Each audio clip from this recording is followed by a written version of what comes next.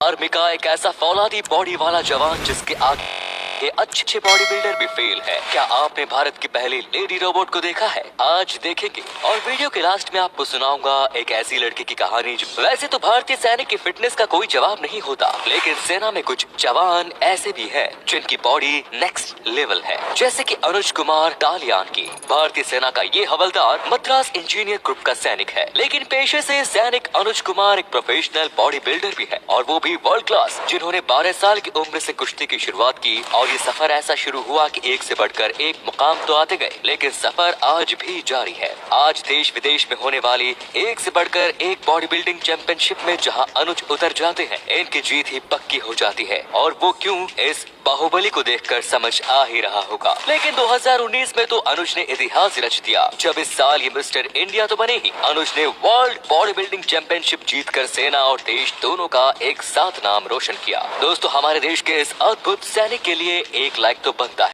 आपने दुनिया की पहली ह्यूमनॉइड रोबोट सोफिया के वीडियोस तो देखे ही होंगे। आज दिखाते हैं आपको इंडियन सोफिया यानी शालू दी टॉकिंग रोबोट को, जिन्हें बनाया है computer science teacher Dinesh Patel ने। दिनेश IIT पास आउट है और एक टेक्निकल माइंडेड व्यक्ति है, जिन्होंने भारत का पहला और इकलौता 100% वेस्ट मटेरियल से बना रोबोट तैयार किया है। यस, सोफिया और शालू में टेक्नोलॉजी के हिसाब भले ही डिफरेंस है, लेकिन शालू को तैयार करने का जो खर्च आया है उसके आगे सोफिया भी फेल है, क्योंकि करीब 3 साल की मेहनत के दौरान दिनेश ने केवल 50,000 रुपए और वेस्ट मटेरियल्स की मदद से शालू जैसा एडवांस्ड ह्यूमनॉइड रोबोट तैयार कर दिया। शालू कंप्लीट आर्टिफिशियल इंटेलिजेंस प्रोडक्ट है, जो सवाल का जवाब देने के साथ साथ खुद से सवाल पूछने में भी एक्सपर्ट है, वो भी हिंदी, इंग्लिश और भोजपुरी जैसी 9 भाषाओं। पेड़ों से हमें कई चीज मिलती है, ये आप सभी अच्छे से जानते हैं, पर क्या आप जानते हैं कि पेड़ों से हमें एक सीख भी मिलती है, जिसे अगर सब अपना ले तो दुनिया काफी बेहतर हो जाएगी। जब किसी पेड़ में एक पर्टिकुलर टाइप के न्यूट्रिएंट्स की कमी हो जाती है, तो वो पेड़ अपने पड़ोसी पेड़ से उस न्यूट्रिएंट को ले लेता है, और टाइम आने पर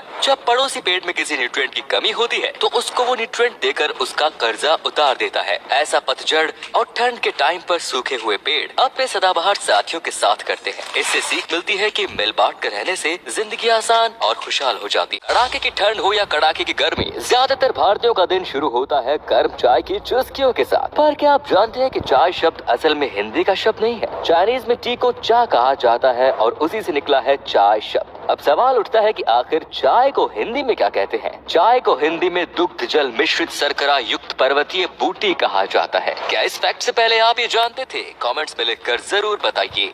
आपने कई ऐसी कहानियों के बारे में सुना होगा जहां एक टीचर अपने स्टूडेंट की जिंदगी बदल देता है, पर आज हम आपको एक ऐसे स्टूडेंट के बारे में बताने जा रहे हैं जिसने अपने टीचर की जिंदगी बदल दी। कैलिफोर्निया के रहने वाले जोस विलेरुएल फोंटाना यूनिफाइड स्कूल डिस्ट्रिक्ट में टीचर थे।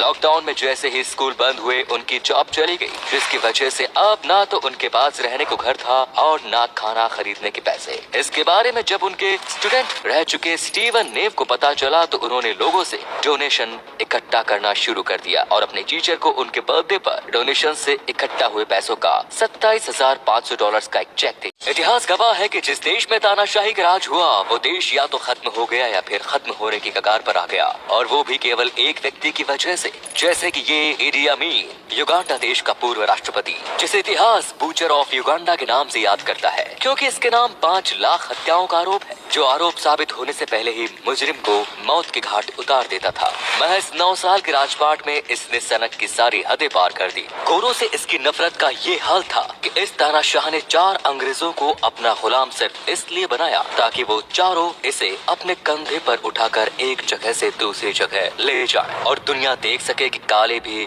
गोरों पर राज कर सकते हैं। इदी अमीन की 5 बीवियां थी, जिनसे उसने 43 बच्चों को जन्म दिया, लेकिन साल 1979 इसकी तानाशाही का दम घुटने लगा और ये देश छोड़ साल 2020, जहां पेंडेमिक सबके लिए सरप्राइज था, कुछ लोग ऐसे भी थे जिन्हें इस साल डबल सरप्राइज मिला, जैसे कि जस्टिन ओसिनासेक। ऑस्ट्रेलियन फायर सर्विस में काम करने वाला ये फायर फाइटर उस समय सरप्राइज रह गया जब इसकी 13 साल पुरानी अंगूठी इसे वापस मिली। जस्टिन के लिए ये सरप्राइज इसलिए था क्योंकि ये रिंग समुद्र में गिरी थी जब वो अपने दोस्तों के साथ बीच पर मस्ती कर रहे थे। लेकिन भला हो ब्रूस फिलिप्स का, जिन्हें हाल ही में ये रिंग बीच किनारे पड़ी मिली। वो चाहते तो खुद भी इसे रख सकते थे, लेकिन इन्होंने इसका फोटो सोशल मीडिया पर पोस्ट कर दिया और ये पोस्ट जिसके लिए किया गया, किस्मत से इसे जस्टिन ने देख भी लिया। और जैसे ही जस्टिन ने पुरानी यादों का ओटीपी ब्रूस को कंफर्म किया, ब्रूस ने ये रिंग उन्हें लौटा दी, जिसे पाकर जस्टिन बेहद खुश हुए। आपने ज्योति कुमारी का नाम तो सुना ही होगा, 15 साल की बिटिया जिसने पिछले साल 1200 किलोमीटर साइकिल चलाई। 8 दिनों के इस सफर में इस लड़की ने गुरुग्राम से दरभंगा की दूरी तय की, वो भी अपने अपाहिज पिता को बैठाकर। पिछले साल लॉकडाउन के समय ये अद्भुत कारनामा कर ज्योति सुर्खियों में आई थी। ये सफर जितना मुश्किल भरा था, इसने ज्योति को उतना ही मशहूर भी कर दिया। डोनाल्ड ट्रंप की बेटी इवांका से लेकर देश विदेश के कई नामचीन लोगों ने नए जमाने के इस लेडी श्रवण कुमार की जमकर तारीफ। यही नहीं, साइकिलिंग फेडरेशन ऑफ इंडिया ने ज्योति को साइकिलिंग को अपना करियर चुनने का ऑफर भी दिया, जहां फेडरेशन ने उन्हें मुफ्त ट्रेनिंग देने का ऐलान किया। यही नहीं, जल्द ही ज्योति सिनेमा के बड़े पर्दे पर भी दिखने वाली है, जहां खुद अपनी ही बायोपिक में ये लड़की ज्योति के किरदार को निभाती नजर आएंगी। फिल्म का नाम है आत्मनिर्भर। दोस्तों, अगर आपको ये वीडियो अच्छा लगा तो आप अपने दोस्तों के साथ इसे शेयर जरूर करें। इससे हमें मोटिवेशन मिलता है और भी अच्छी वीडियोस लगातार बनाते रहने के लिए।